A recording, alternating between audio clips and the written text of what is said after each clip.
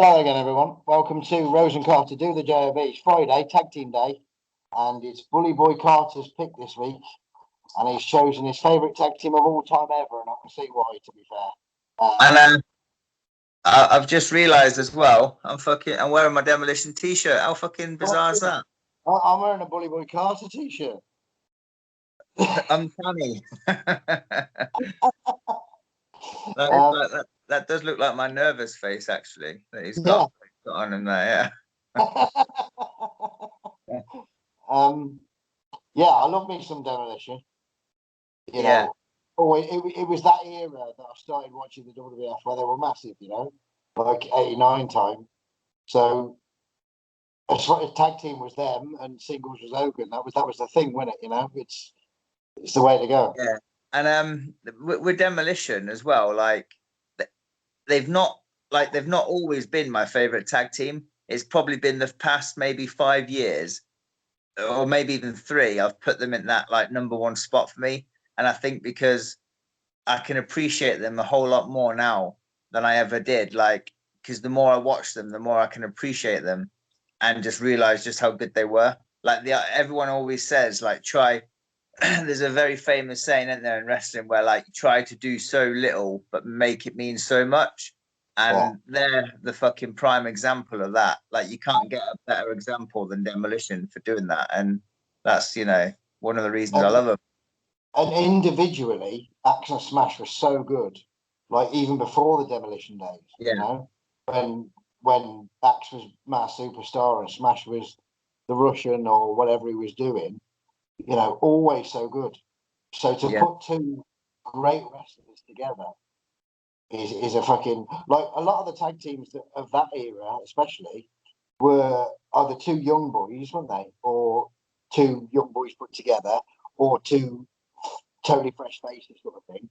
You know, when you think about Marty and Shawn Michaels, when they came in, they'd done a bit of tag team stuff elsewhere, but they were still new. When you think about the grand scale of things, they were like 4 or 5 years in, which in that era was still new, wasn't it? Mm. You know, like same as Brett and Anvil. They'd done stuff before, but they weren't big names. Like Axe and Smash were big names before they got there. Yeah, they were like massive names, like and I always say that like Bill Eadie's like in my top 5 of all time, and it's like it's almost like it sounds like I forget about Smash because I always say how much of a fucking Bill Eadie fan I am, but fucking Barry Darsow was fucking brilliant as well. So it's not like it's just I put Bill in my top 5, but Barry was fucking phenomenal anyway. So it's not like nothing against he was fucking great. Like, they were both just brilliant. I mean, the only other 2 big names that I can think of that were joined together in the WWF, I mean, I'm sure there's others, but the ones that spring to mind would be the Twin Towers. Because, like, Hakeem had already been a one-man gang, established. Yeah.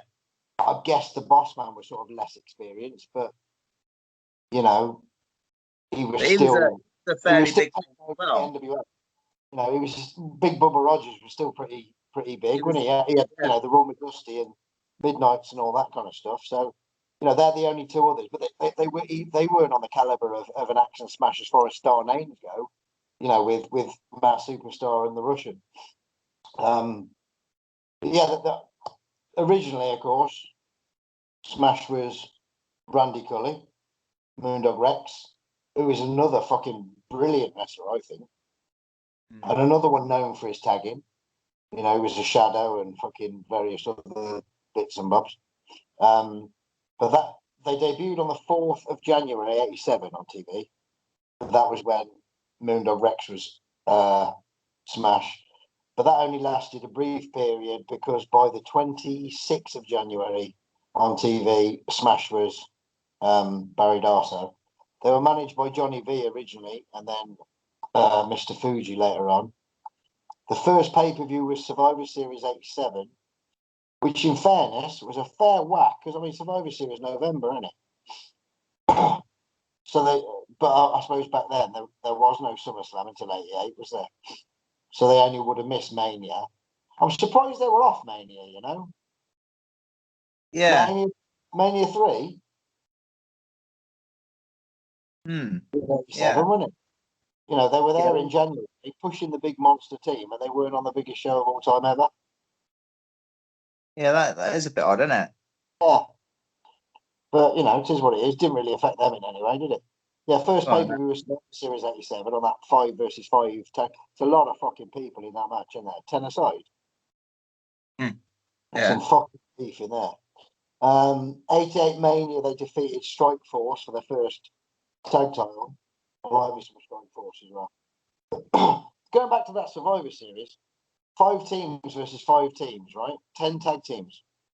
I mean, you couldn't fucking think of 10 tag teams from the last fucking 20 years, could you? Not really. Like, you can think of 10 tag teams piece of piss from the fucking 80s. See, that's the thing. When I say, I always say that was the best era. Like, I always have debates about the best era, but it wasn't just the fucking, like, it wasn't just that's the era I preferred, but like they had the fucking best tag teams as well. Like, tag teams was fucking, it wasn't just like the talent and the wrestling, it was the fucking tag teams. It was like there was never ever another time like it. Like in the late 90s with the Attitude Era, they pushed a few teams and there was quite a lot like Edge and Christian, the Hardys and all that many years later. But fucking the late 80s, nothing compares to it. Like, nothing. I mean, you couldn't put together a 5 team against 5 team, even if you used every major team from the last 10 years. You couldn't do it. You just couldn't make that happen. It would just be 2 Jobos put together, wouldn't it? But those 5 teams, every team was a team. They weren't just 2 fellas put together. You know, even Young Stallions and the fucking Conquistadors and even the lower teams were great. You know what I mean? There was no fucking putting 2 people together just because they were hanging around. You know what I mean? It wasn't a WrestleMania Battle Royal where they just fucking chuck them all in because they're not on, but we're paying them anyway. You know, it was a proper fucking job, wasn't it? Yeah, so they beat Strike Force at WrestleMania 4. Love me some Strike Force. By summer of 88, Power of Pain were in the WWF. So they kind of started the little bit of fucking beef there. Power of Pain being the baby faces. And then 88 Survivor Series was the double turn, which I thought was amazing. One person turning is always pretty cool, I think. But when 2 people turn in the same fucking, well, in essence, 5 people turn in the same match, you know, because one went to the other side team wise, and then the baby faces turn villain, the villains turn baby face, all in one go. How fucking good do you have to be to pull that off? You know? Rumble 89, they were the first 2 in it. Fucking genius. What a great idea. Yeah. In essence, that was the first Rumble pay-per-view. I know that there was the pretend Rumble before that and the 88 Rumble to, you know, blah, blah, blah. But this was the first pay-per-view. So it's the first time it'd been seen to such a mass audience, right? So it kind of says, right, anything could happen here. Isn't it? And it's a fucking great idea. WrestleMania 5, it was 2 versus 3, wasn't it? With Demolition versus Barbarian Warlord and Fuji. At that point, after that, Demolition became the longest. Right, I've got several figures here as far as that longest tag team fucking championship reign goes, right? Right. 370 days was what the Valiants had. So after WrestleMania 5, they beat that one. They were WWF champions, right? The Valiant Brothers. But by 409 days, they beat the Kangaroos, who were the WWF US Tag Team Champions. But by the end of it, so technically at that point, they were the longest WWF or WF, whatever the fuck you want to call it, Tag Team Champions. They ended up on 478, and they were beaten by the New Day. Because obviously, why would you let Demolition fucking keep something like that? After WrestleMania 5, they started feuding with the Twin Towers. They lost the Tag Team Championship on Saturday night's main event to the Brainbusters with the help of Andre the Giant. They were in a 6-man tag at SummerSlam 89. Them and Duggan versus someone and Andre. I've written it down. Who was it? Twin Towers and Andre, wasn't Uh, it? He had his face painted, didn't he? oh yeah. No, that's right. Yeah. They lost. Sorry, they won the titles back on TV from the Brainbusters. Then started feuding with the Heenan family, so like Andre and Haku primarily. Lost the titles to them. Won it back at WrestleMania 6, which fucking hats off to Andre. I mean, he was fucked up by them, wasn't he, Andre? He didn't do a great deal in the match, but he did a very important part. I think, he was fucking. It was all like it needed to be, Yeah. Who did they lose the championship? I didn't write that. Who did they lose the titles to last? That's on their third run. Was it the Hearts? Was it? Because it was that SummerSlam 90. SummerSlam 90? Did LOD come in at the end of that? Yeah, that was the 2 out of 3 falls one, wasn't it? Yeah. See, I didn't write that down.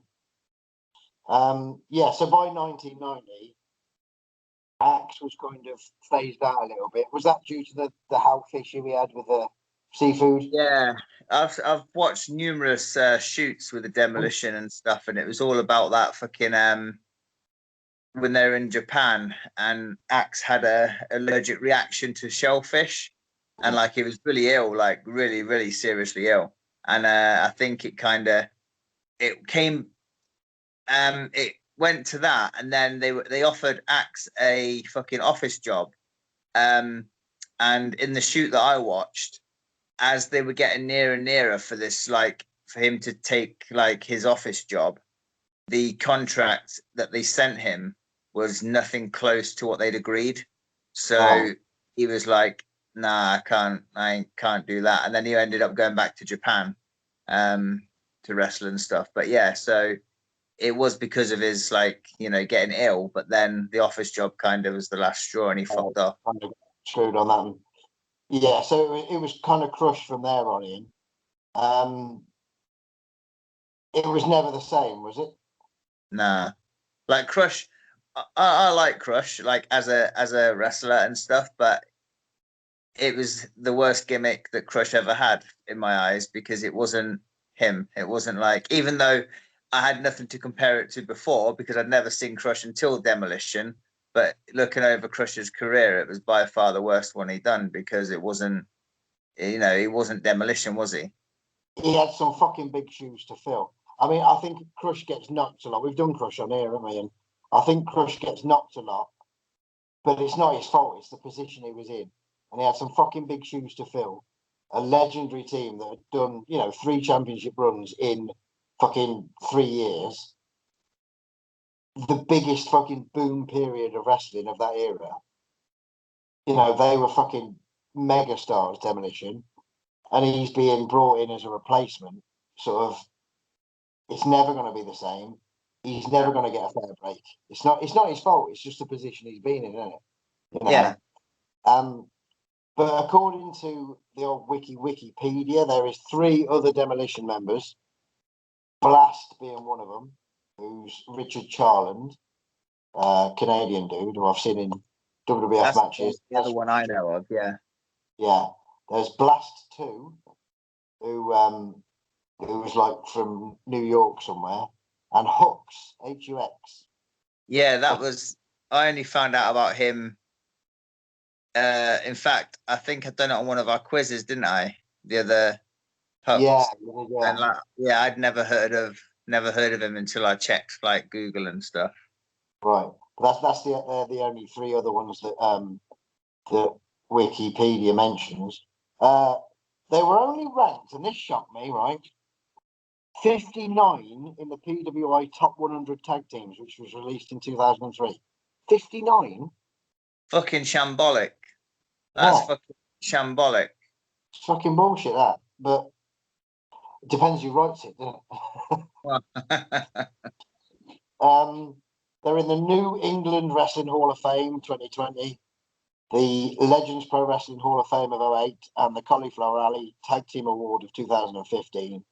A few independent championship wins along the way as well, during the sort of reunion period.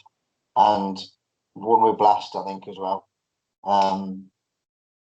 But fucking, when everybody knows Demolition and respects Demolition that watch wrestling of this period, and they were only really 3 years, 3.5, fucking 87 to 90. It's fucking crazy, isn't it? We've done people like that before, haven't we?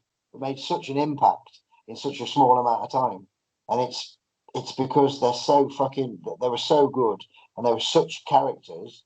And now, when you think of who's in the WWE now, a lot of them have been there fucking 15 years, but they're not going to make the same impact. It's not their fault. They're just as good, but it's a different era of wrestling fan now, isn't it? It's fucking wrestling's different now. It's not that thing that must be seen, and if it is, it's too easily seen. There's no gap. There's no wait for the. It's hard to explain what I'm trying to say. I used to fucking watch it on a Tuesday, and then beg each fucking day for Tuesday. It was the whole fucking like anticipation thing, wasn't it? You're like anticipating what's going to happen next, or like when you know what I mean? Because I used to watch Superstars every Friday night and then wait a whole week to watch it again. And all week at school, I was like, it's all that was on my mind. Like, because they would plug the following week's show. They'd have like the barbershop and they'd say who's on the barbershop and shit like that. And just all sorts of stuff like that. And they tell you who's going to be on it. Then they tell you what the main was, because they're generally squash matches bar the main. And I'd be like thinking about it all week. Like, oh, I've got a week to wait. And it's just 1 hour as well. But now it's just, there's too much. It was such a good build, but now, like, you used to have your cake every week, wouldn't it? Every, like you said, Friday for Superstars, whatever it was, whatever day you watched, whatever TV show, that was your cake. And now there's just as much cake, but it's layered so fucking thin that you have just a little bit every day, and you just get bored of cake, I think. Well, if you just have cake once a week, you're all right. But instead of having a little bit of fucking cake every day, it's just not the same. It's not the wrestlers' fault at all. I blame the company and the fact that the fans have forgotten how to be wrestling fans, because the internet's made them so fucking wise. And I was saying this to fucking Kay the other day, right? Every wrestling fan wants to be on the inside of wrestling nowadays. Right? They all think they're on the inside of wrestling. They all think they've got a foot in, right? There's no other fucking thing that you get fans for that are like that. Do you know what I mean? There's fans of golf that go and play golf, but they don't fucking claim to know everything about Tiger Woods, right? You know what I mean? But it's like, you see these comments on these Facebook pages saying fucking things about wrestlers' personal lives, and he was related to him, and fucking bullshit.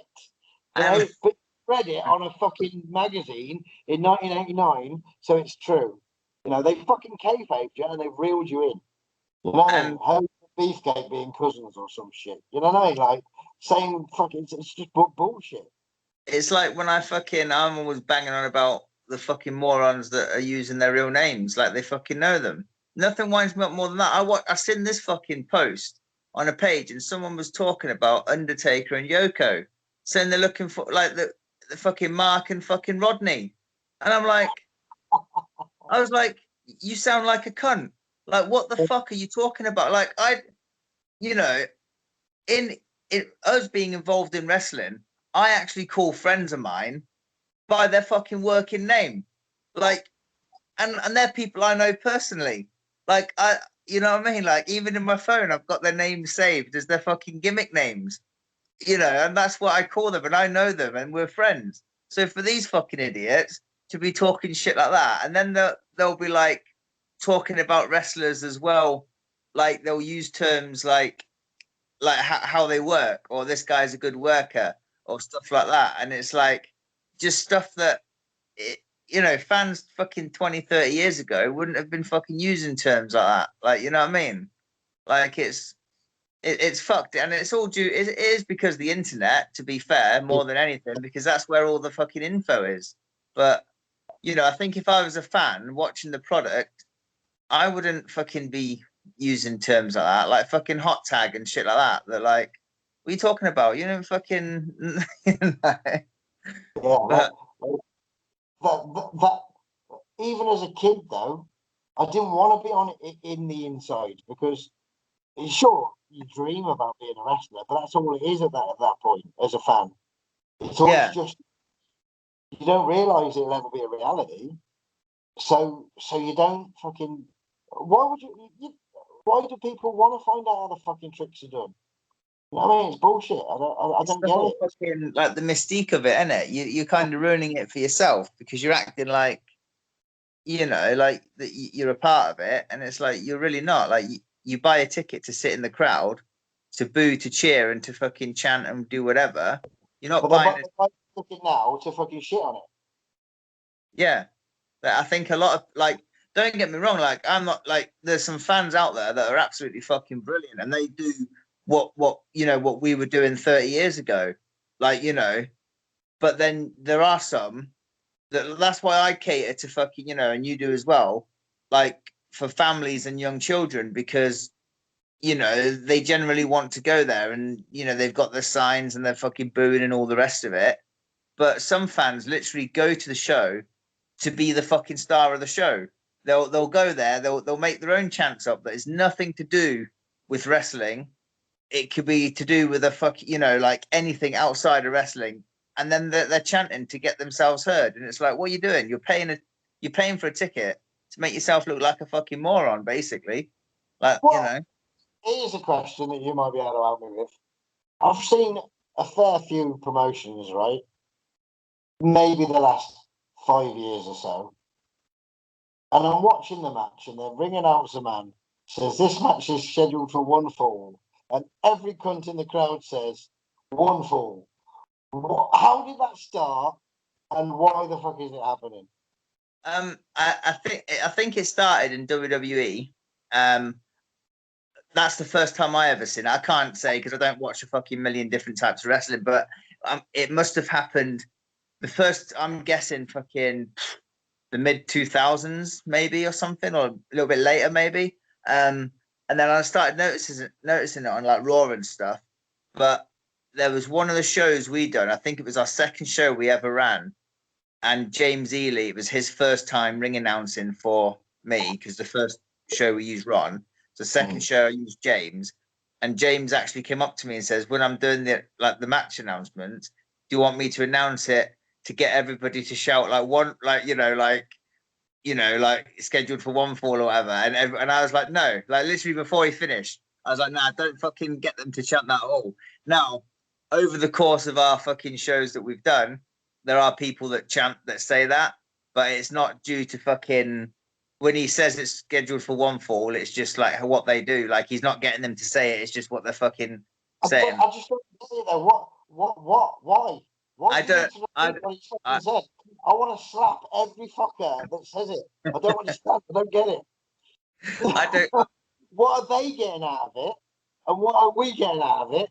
What's anyone's benefit? There's no one's fucking benefiting from this.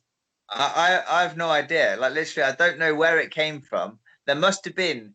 I bet there's like one person that fucking came up with that, and he's fucking laughing to himself now because he's got the whole fucking world doing it. But I don't know why or where or whatever it originated from. I could not tell you. But yeah, it is quite annoying. I watched a DVD, like fucking Norman sends me random DVDs, and I was watching one from some, British sort of independent type, flippy type show, right? And I Right? thought it was just there. I thought that's pretty cool, to be fair. If it's just there, it's their thing. It's like that, that sort of ECW culty kind of crowd. And I thought that's cool because Yeah, you know, ECW wrestling ain't my thing, but I really like the culty sort of type hardcore fan, that really fucking worships that one small promotion. And I thought that's yeah. really cool. And then I watched someone else and they're doing it. And then I watched a Yankee thing and they're doing it. Like, I mean, I didn't realise it was a fucking global phenomenon. Fucking bullshit. That's what it is. So, Demolition. Where's your first, mate? But my first one, I think, is going to be one that you've done as well. It's from the 21st of June, 88 against Powers of Pain. I fucking love it. Absolutely loved it. Probably my favourite. Yeah, it was my favourite by far. And when you messaged me and told me that about the finish, I hadn't watched mine yet, so I didn't know until I literally watched it like an hour or so ago. And I was like, oh, that's the same one that Johnny was on about. But fucking brilliant. It must have been like a dark match kind of thing because there was no commentary, was there? No, there wasn't commentary. No, yeah. Probably one of those they put on like, before or after the TV, innit? But fucking, I loved it because there was fuck all in it. But what there was meant something. I was like, I think it's about 9 minutes long. We got to the, we got to like the 7 minute mark, and I'm like, they need to crack on because Yeah. fucking. I thought it was going to be one of them like I did last week when it just finishes. And Yeah, I thought the same thing, and I was like, I was looking at the description. It's like it doesn't say part one. It's got to be like the whole fucking thing. But it was brilliant. Fucking loved it. Great, wasn't it? Yeah. Yeah, go on then. Right. So I've wrote quite a bit for it, although there was fuck all in it. So it's they go straight at it straight away, and fucking Powers of Pain clean house. Like Demolition are heels here, aren't they? Yeah. So Demolition are the heels. Powers of Pain fucking clean house at the start, and then do that. Powers of Pain. You are? Tito's with the Powers of Pain, isn't he? Yeah, it was. Yeah. Which maybe something to do with beauty, maybe. Don't know. Was the injury to Ricky Martel because of Demolition? Oh, possibly. So he was there as kind of backup. That could be right. Yeah, could be. There we go. So yeah, so Powers of Pain, clean house, Demolition, fucking powder. Powers of Pain are just taunting in the ring, like celebrating. Fucking Demolition on the outside taking forever, like fucking ever, just talking among themselves and stuff, regrouping and everything. But the crowd are going fucking going loud, aren't they? Just loud as fuck, aren't they? Do you know what I loved? Warlord simply raised his hand at one point. For the fucking He just went and the fucking pop like fuck. Yeah, that's all he did. Yeah, I was going to say that. Yeah, nth degree. That's fucking perfect wrestling. Yeah, it is. Like what have you got to do nowadays at some shows to get a reaction fucking half like that? Because that was like they didn't do fuck, they didn't touch, they done nothing. He literally signaled for the test of strength, and the crowd fucking erupted. That's brilliant. That is. It was the way they did nothing though, and this probably sounds fucking foreign to anyone listening that doesn't get it, but you can't just do nothing. It's the way you do nothing, isn't it? Yeah. You've got to. I mean, the acts were so fucking good in this. Calling for they were putting the other team over from afar, which is probably even better than when you're in there with them. Fucking Axe calling for the timeout and fucking Smash beating with Tito, beefing with Tito, and then kind of the Power of Pain for defending him and all that. Shouting and fucking it was just so fucking good. And Axe looks dubious, and then he gets in and he's like, fucking hell, no, I'm not sure. It's so good. Just so fucking good. And Warlord's pretty fucking green here, but he's fucking brilliant. Yeah. That's like a true worker, that isn't it? Just the way they do shit like that. Like you were saying, it's the way they do nothing. It's the fucking mannerisms and the way they are. Like, timing, it's fucking impeccable timing. You can't just go in there and go, yeah, because that gets a pop. You got to know when to take that arm up. That's gauge right. Yeah. the fucking crowd's reaction to the point that they need it now. You know what I mean? It's fucking brilliant. This was so good. Fucking blew me. Yeah. Really good. So then Axe and Warlord start, like you're saying. Warlord does that thing with his hand, just basically talking crap now. Crowd exploding. they finally do tie up after a while. Axe takes the head, he gets shot off, then tackle, and no one budges. But Axe fucking sells it like, even though he don't bump, he sells it like, fuck it, you know what I mean? Like, kind of feeds to the corner. He didn't bump, but he's like, fucking hell. And it was just fucking brilliant the way it's done. Like, you know what I mean? Yeah, and then they tie up and fucking. I've even wrote here real slow, like the way the whole fucking match is going. They tie up. Axe goes for the eyes, works him in the corner a little bit. Warlord switches the whip. Axe comes out, and then Warlord nails him with a line. That's all Axe took, and then he tags in Smash. But he'd been in there for fucking eight. You know, the match has been going on for ages. He took one clothesline, like apart from the start. You know, yeah, tags in Smash. Barb gets tagged in, so it's fucking Smash and Barbarian now. Just the tags get a pop as well, don't they? Yeah. Like, Axe tags because he's chicken shit and he's just got fucking battered. So they're like, you wanker. So that's getting that wanker pop. And then Warlord gets the tag to Barbarian, and they made such a deal out of the tag. And again, it's a timing, simply touching hands, boom.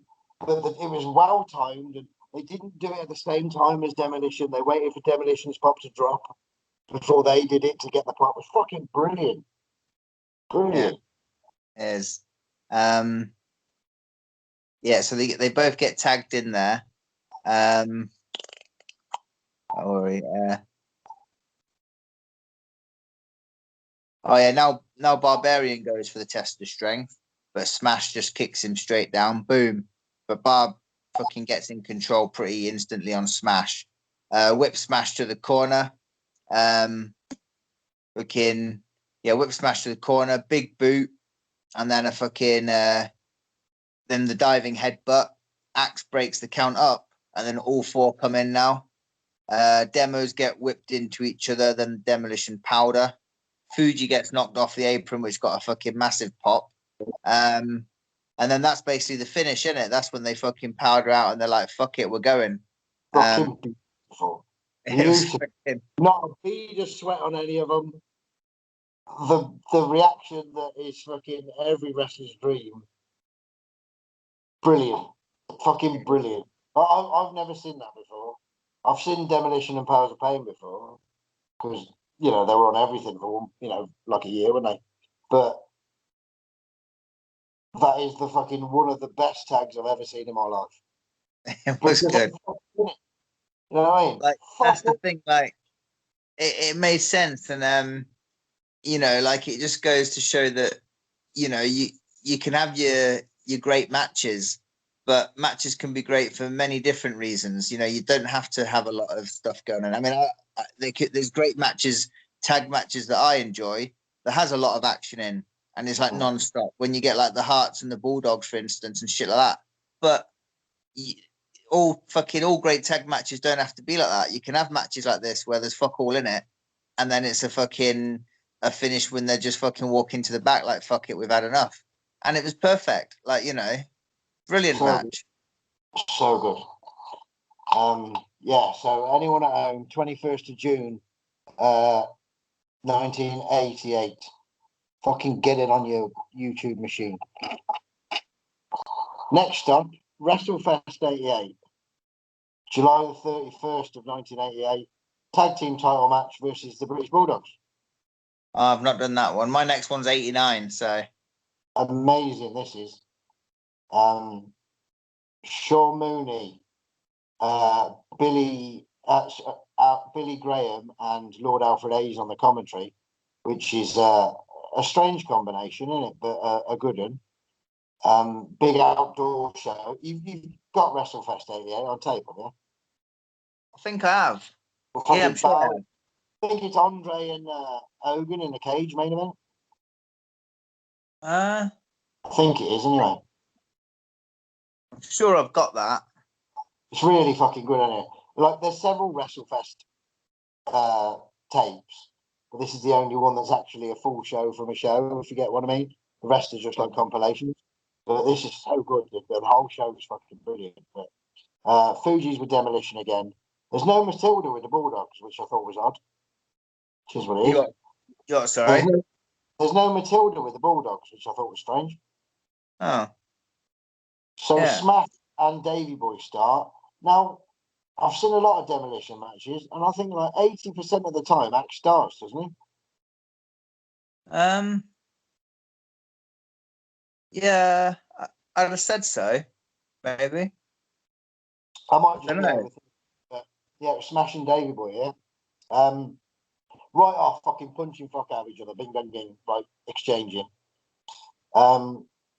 Smash gets whipped to the post, boom. They runs in, Davy Boy up, sunset flips him. Bosh, that was nice. Quick start, like. Arm stuff and exchanges, like a very nice like roll and nip up and stuff from Davy Boy. Dynamite Kid in there with a headbutt, Bosh. He's good at them, isn't he? And then takes the arm again. Axe in the corner and cuts off Dynamite.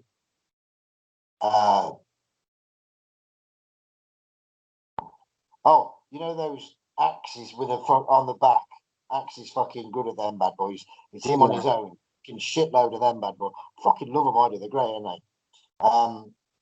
Yeah, Axe on his own doing them. They do it together a bit later on, but Axe ducks his head at one point for a backdrop, and Dynamite meets him with an headbutt of his own, and takes Axe's arm. Dynamite Kid tackles Axe. Axe no sells it. Hits the ropes for a second one, but gets met with a slam. Then smashes in, and they do both the fucking smashes on the back. Then, fucking brilliant. They just keep going, don't they? Fucking brilliant, brilliant. So easy, isn't it? But it's fucking brilliant. Quick tags in then by Demolition. Just fucking tag, fucking bish bash bosh. Tag, bish bash bosh. Neck vice by Axe. There's some legendary pictures of Axe holding the head of several people, isn't there?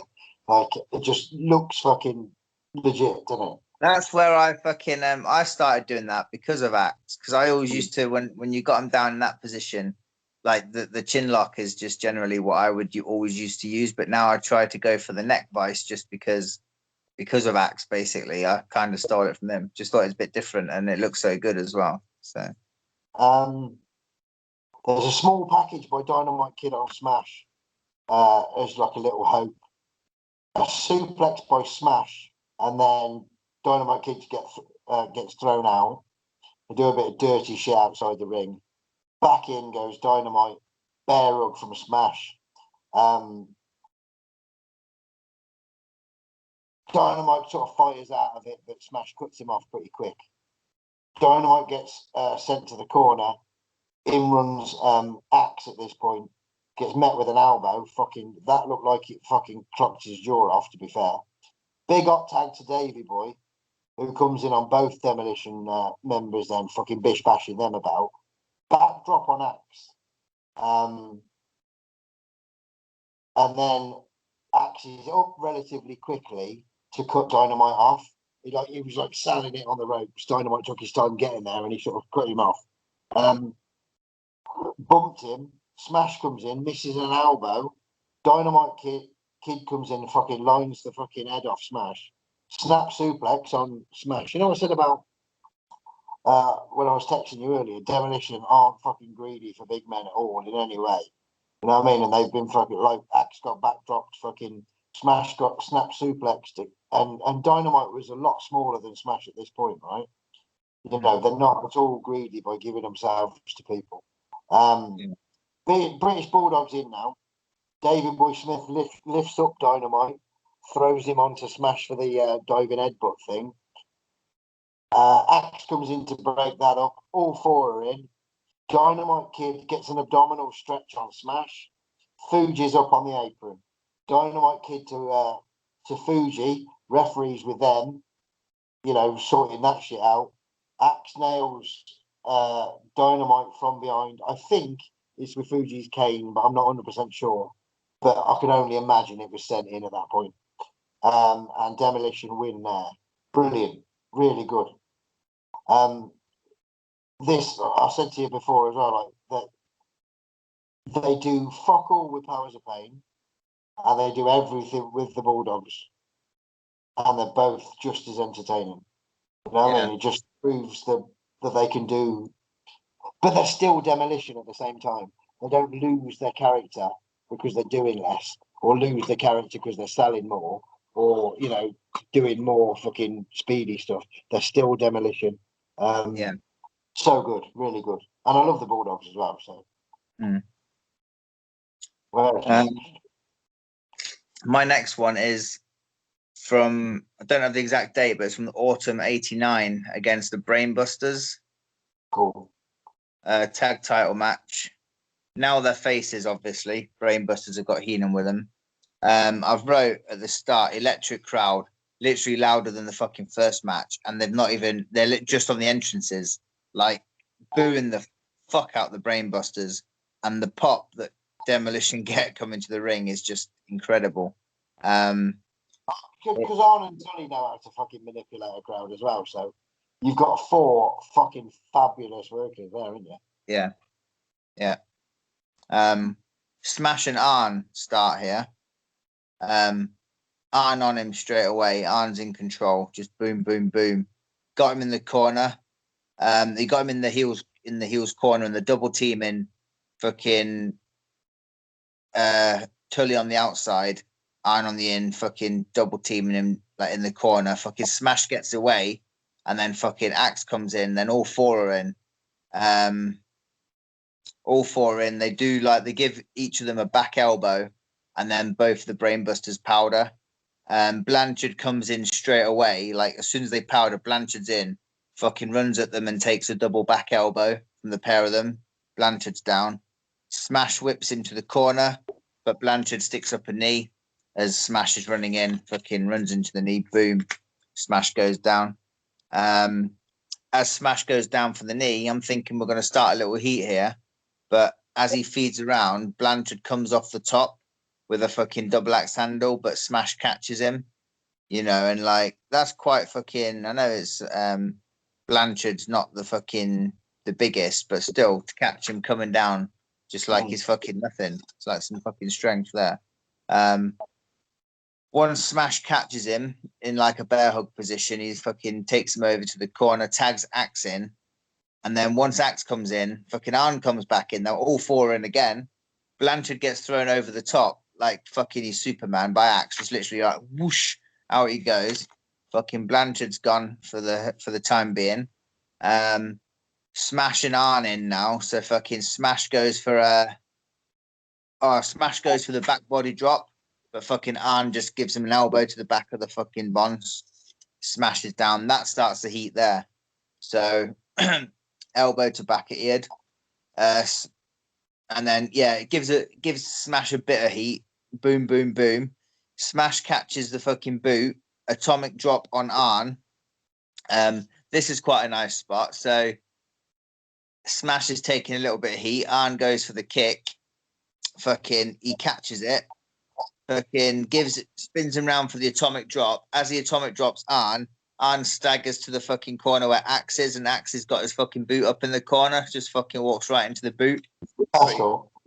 Pretty nice little spot that. I might steal that, to be fair. Smash is in control. He goes for a suplex. This is quite a nice little spot. This actually starts the main heat. So like there's been 2 tiny little bits of heat, but this starts the main one on Smash. So Smash goes for the suplex on Arn, but as he's got him like halfway up, fucking Blanchard runs in and gives Smash like a chop block on the fucking leg. So he goes down. He gives him that. Smash goes. Blanchard takes out the leg. That is the main heat now. Plenty of cheating behind the ref's back with the fucking tag ropes and everything. I like this is a good spot. Arn sticks out his knee on the apron. Blanchard whips Smash into it, but Smash switches it. So Blanchard fucking hits Arn's knee on the apron. But so Smash is obviously still down. Blanchard's down now because he's just run into Arn's knee. But because where Blanchard is, he's able to tag Arn. So Arn comes in to prevent Smash making the tag. So it's like a bit of a, almost stop a tag. But nice little spot that was, to be fair, near tag. They go into a Smash. They go in like he's taking the heat against Smash.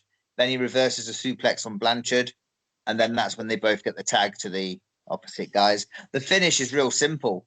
Like the finish is literally they do that hot tag shit, and then it's literally like boom, boom, boom, couple of slams on both the fucking heels, and then fucking Demolition finish with their fucking total decapitation or whatever it's called, their finish move, and that's it. New tag champs there and then.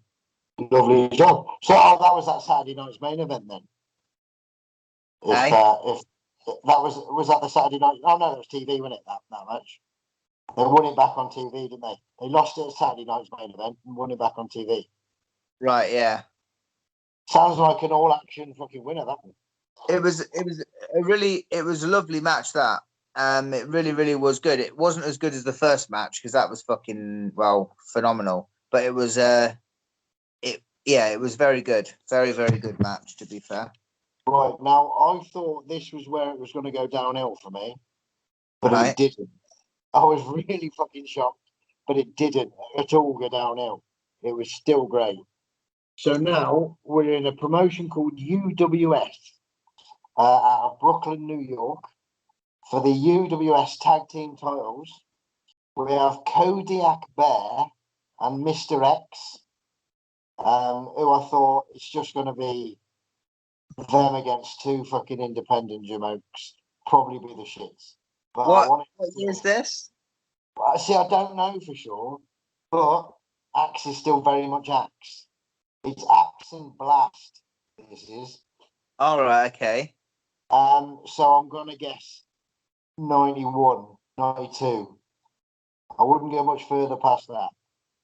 You know, it's still very much a Demolition Axe. Like he hasn't aged or fucking changed in any way. Honestly, I thought it would be the shits. I thought I was basically watching it for Axe and three dickheads. This Blast isn't the Richard Charland Canadian dude. This is someone else, a big fucking, like 6'6" fucking chubby fella. Kodiak Bear, an older fella with a beard and sort of long hair but bald on the top. And Mr. X is anyone in a mask.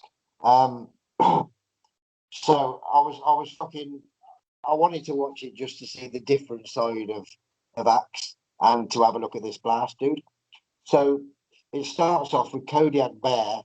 The MC man says, "Don't call Kodiak Bear fatty," and then obviously they're away, don't they?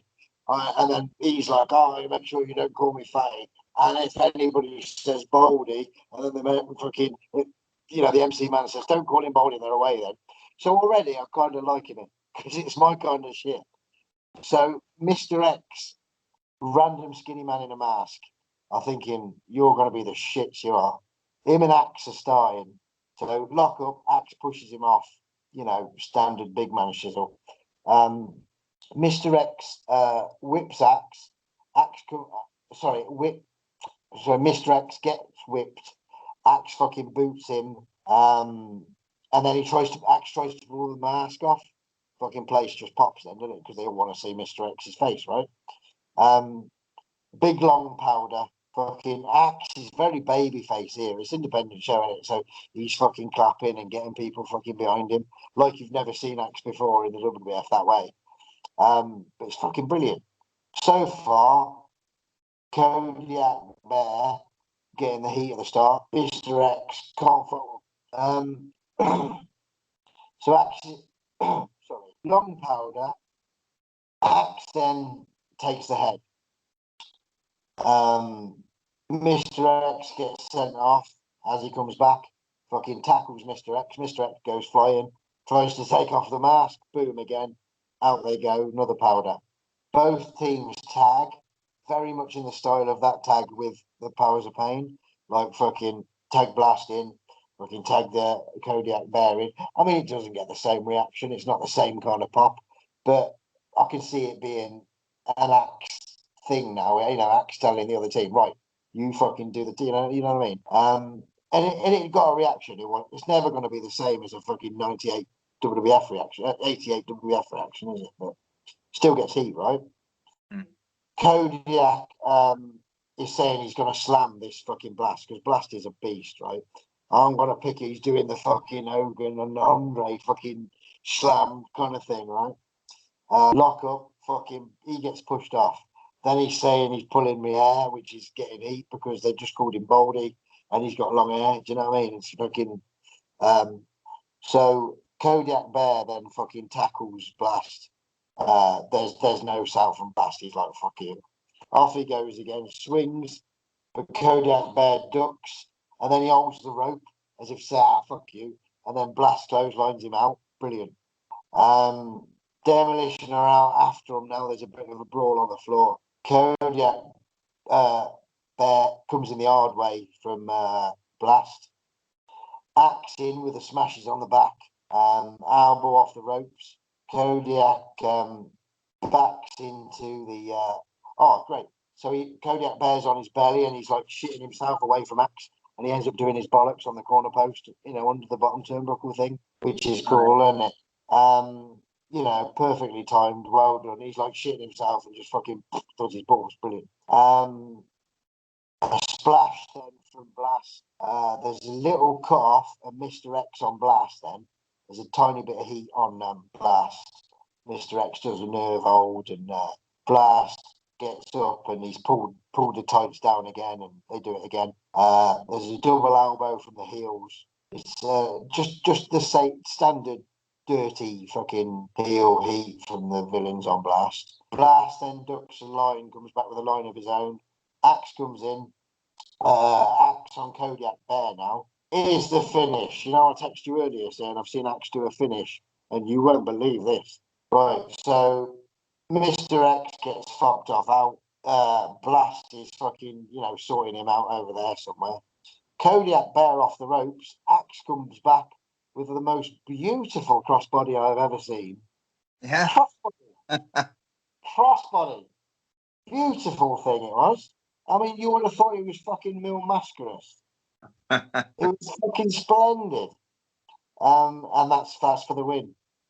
It's an independent show. It's outdoors in Brooklyn to what can only be described as probably 100 kids.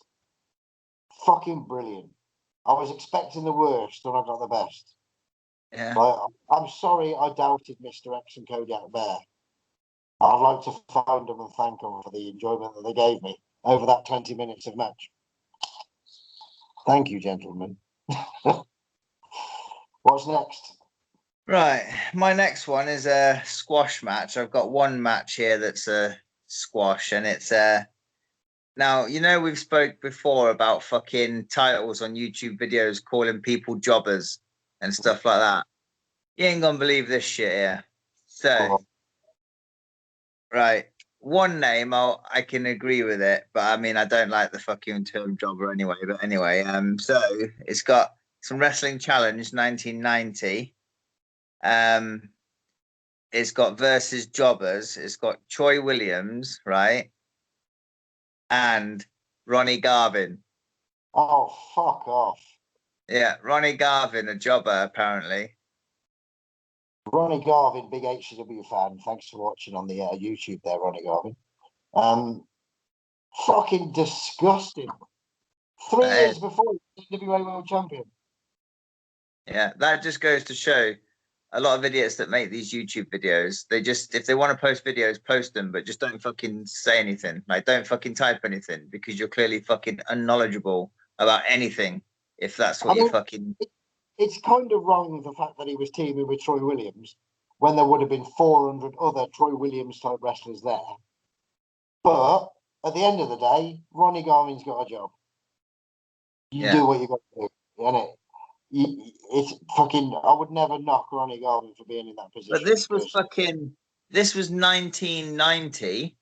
When was it 89 or 90 when Garvin had Valentine in that match? Was it Royal Rumble or? Royal Rumble was 90, wasn't it?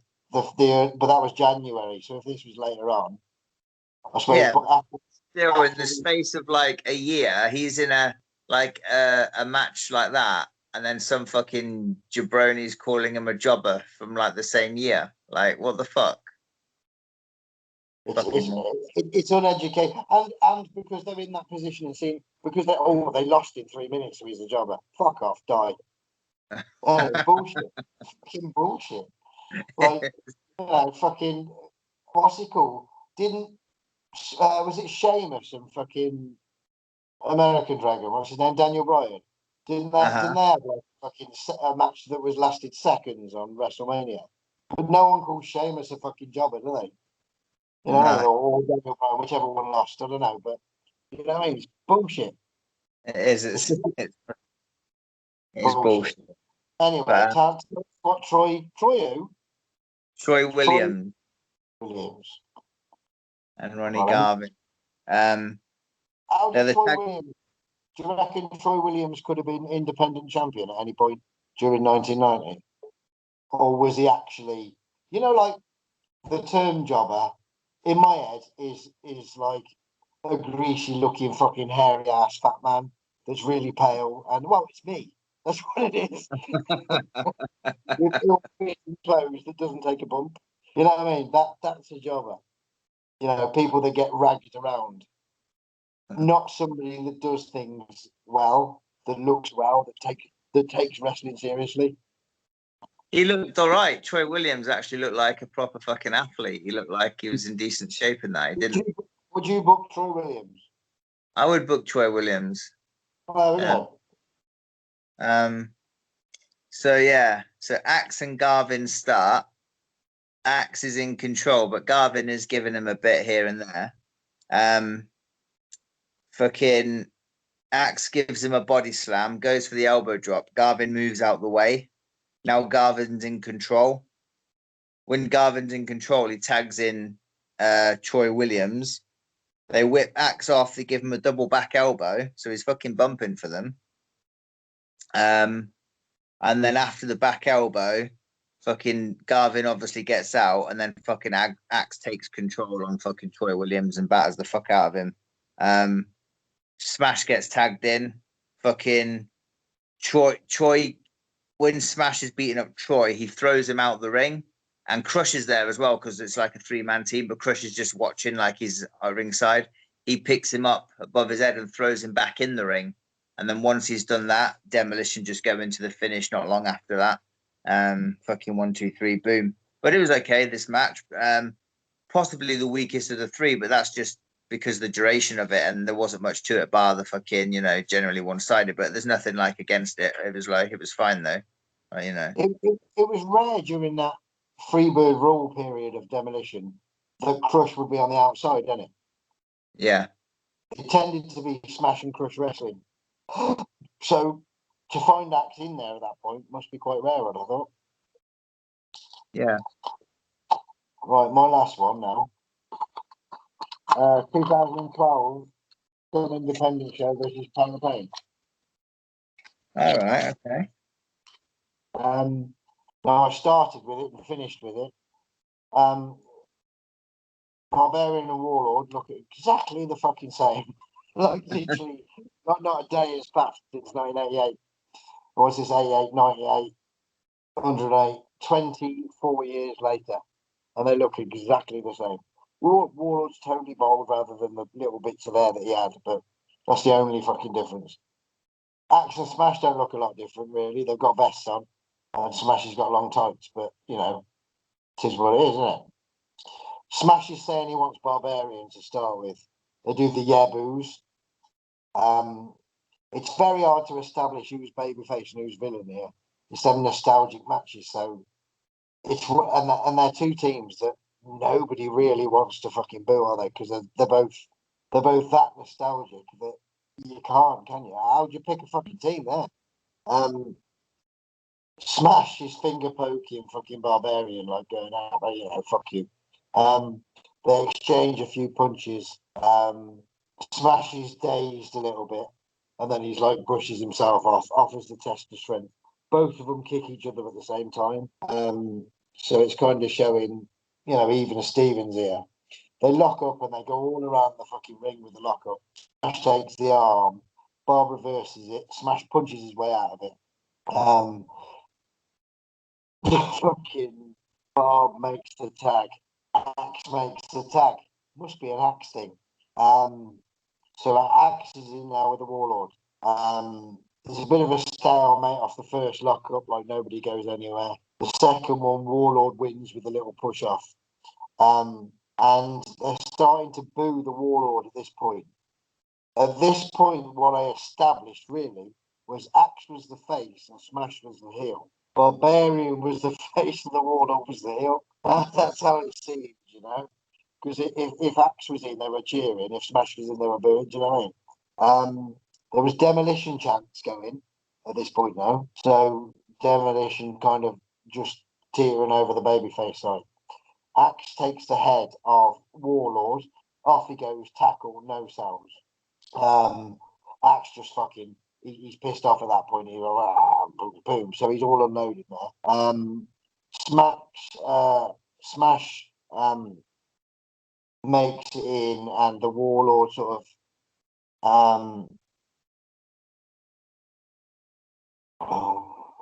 I see. Okay. I was trying to make out what I wrote because it was written in fucking Japanese by me. So Smash comes in, and they're both sort of double teaming Warlord because he's so fucking big and he keeps getting up. Do you know what I mean? Like he's trying to take control and he keeps getting up and fucking Axe tries to hit him. It was hard to kind of get my head around the fact that neither team was the babyface. There was no heat. Do you know what I mean? Yeah. Up and fucking Smash kept putting him down and they kept him back up and blah blah blah. So then they team him down. And then all four are in at this point. It all goes off. They all go outside the ring. They go back in the ring. They go back outside the ring again. They're both battering Smash. Both Power Pain are in the ring battering Smash. Axe comes in with a chair and nails Barb. Gives the chair to Smash and nails Warlord, and it's a DQ. As far as wrestling quality goes, it's the fucking worst one out of the four, but it was still a very nostalgic look at two great teams that still can't decide who's going to win because they couldn't in the first match. They couldn't 24 years earlier, so they couldn't now either. It wasn't the greatest match in the world, but I'm not going to tell any of them for that because they can fucking do what they want. You know what I mean? They could get in the ring and shit directly in the middle of the ring. That's fine by me because it's Warlord and Barbarian and Axe and Smash. You got one more? Yeah, my last one's from an independent show. It's from Canada, fucking Great North Wrestling, is it? Yeah, that's Hannibal, isn't it? Yeah. So they're against a team called the Freak Nation. Right. Which consists of Sideshow Jack and Madman Taylor. Sideshow Jack and Madman. They sound like nice people. Well, it confused me a bit at the start because Demolition are actually heels here. Oh. And obviously they're that nostalgic. I don't think you can book them as heels. I don't think it's possible. That's what I was going to say. You bring over any fucking legendary guy from back then, you can't have them as heels. Even like Honky Tonk Man. Like, no. I think you can't. The only exception to the rule that I've seen of more recent years that gets away with it is Greg Valentine. That's because he's got a face like a fucking cookie, and he's fucking like he can't be a baby face. They're gonna know who he is, but he's not the happy clappy baby face.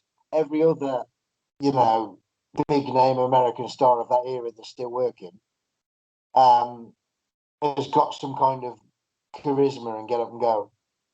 But Greg's has got up and gone. But it's always been that way. It's not gone. He's always been that way. I think he's the only one that could get away with it, if any.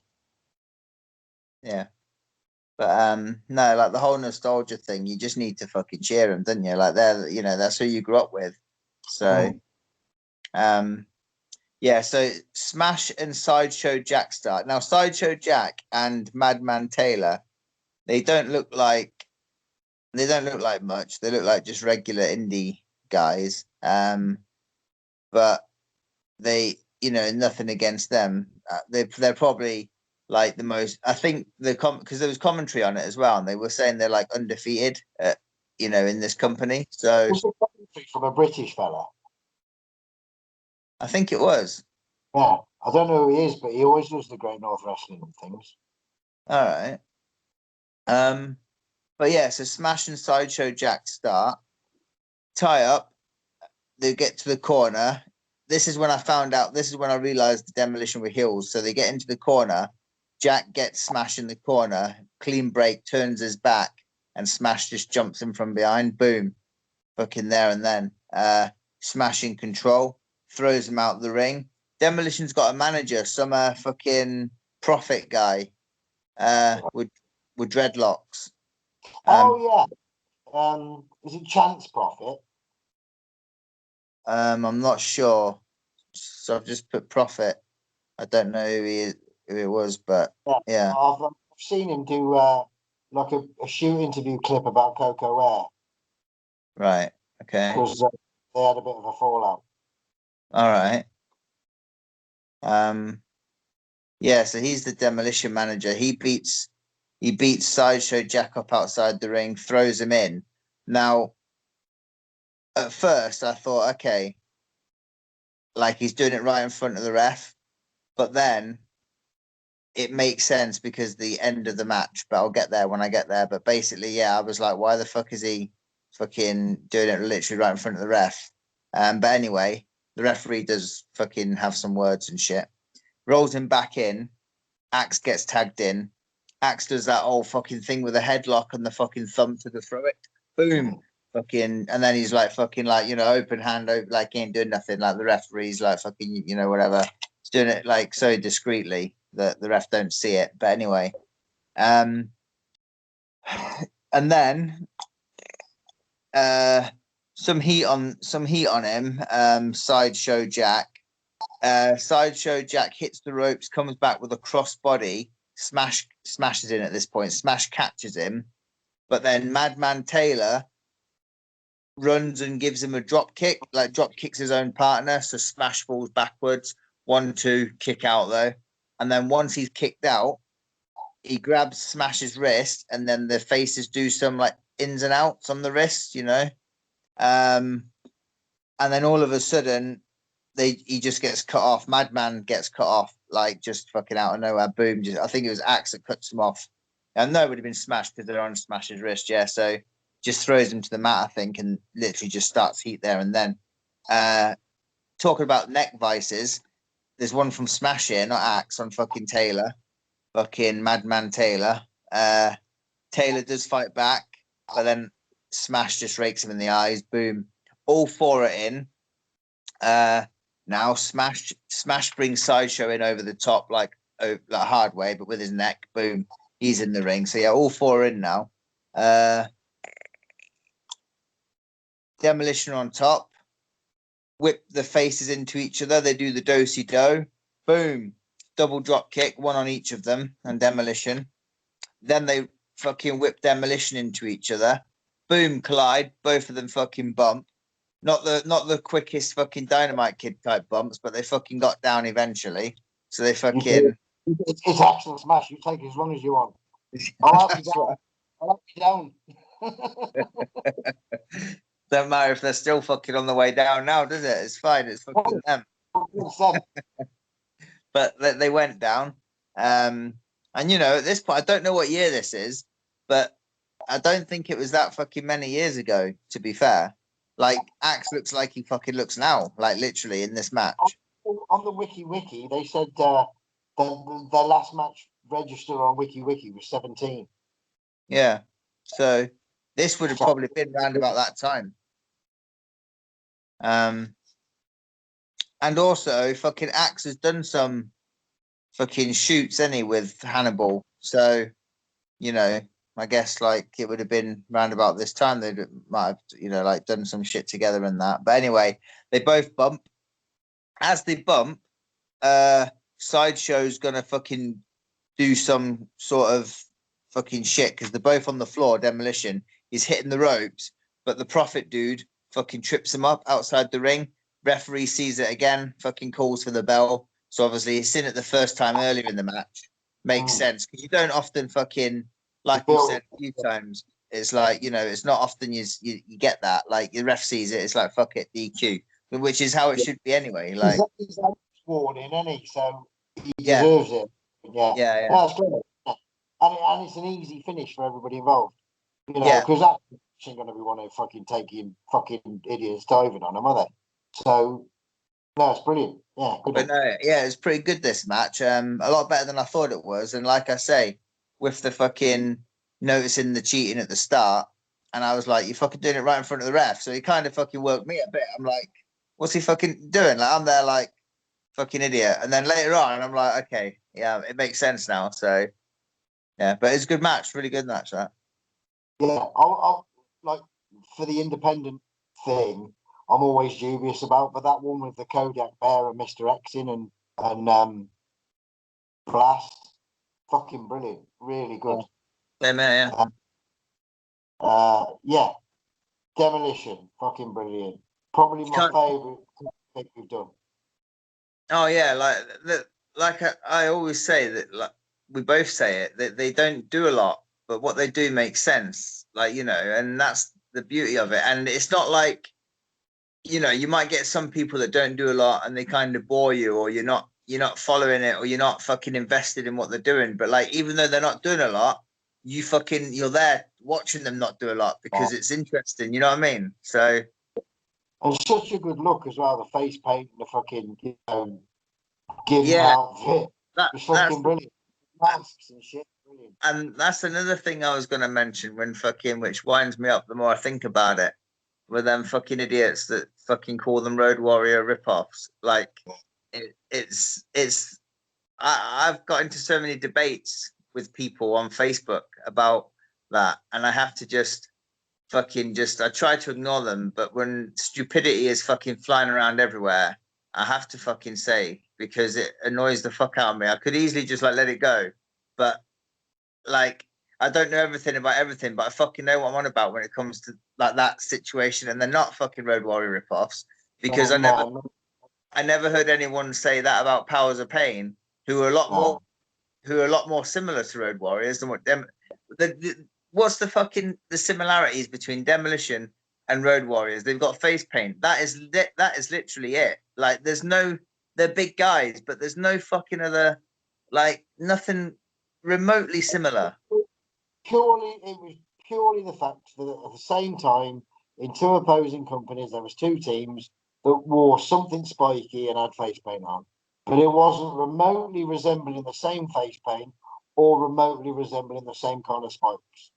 Not even close. I mean, the Barbarian and the Warlord. I mean, they were Powers of Pain, Legion of Doom. Black tights, face paint, shaved head. I mean, if that's not almost a mirror image of LOD, Road Warriors, but who gives a fuck anyway? I know. You But know? the thing is, though, we're wrestling. People imitate everyone all the time, and there's so many fucking people that imitate other people. It's like the Ric Flair debate, isn't it? Like fucking, the greatest, the fucking nature boy Ric Flair, blah, blah, blah. Fuck off. He's just as much of a fucking fraud as fucking independent doink, isn't he? But nobody sees it because he was prominent. You know what I mean? There wasn't the recording facilities in the Buddy Rogers days, right? So he's kind of been brushed away. Everything has been recorded that Ric Flair's ever done. Yeah. But all Buddy Landau shit because he's a fucking fraud. He's just a wannabe fucking Ric Flair. Or alternatively, Ric Flair's just a wannabe fucking Buddy Rogers, but nobody fucking sees it. Nobody understands it. They don't get it. They don't, and that's the thing. And with all the similarities between all the other wrestlers, Demolition and Road Warriors are so like far, you know what I mean, a lot further away from being similar than a lot of others that don't seem to get mentioned as well. Like, you know what I mean? Like, and it's idiotic. And I think it's for fans trying to sound smart when they're making themselves look a bit silly because they clearly don't know what the fuck they're on about, to be fair. Their styles weren't alike. Their look wasn't alike. You know, their physiques weren't nothing at all was fucking remotely similar. Just Exactly. don't understand their fucking minds. But you can't polish a turd, can you?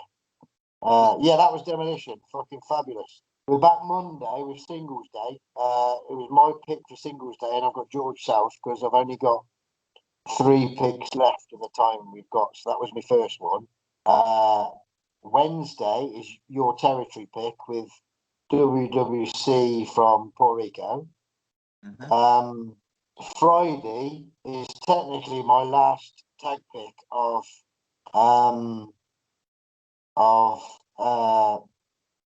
the time we've got before the pub opens, so we'll have to sort of rein it back a bit after that.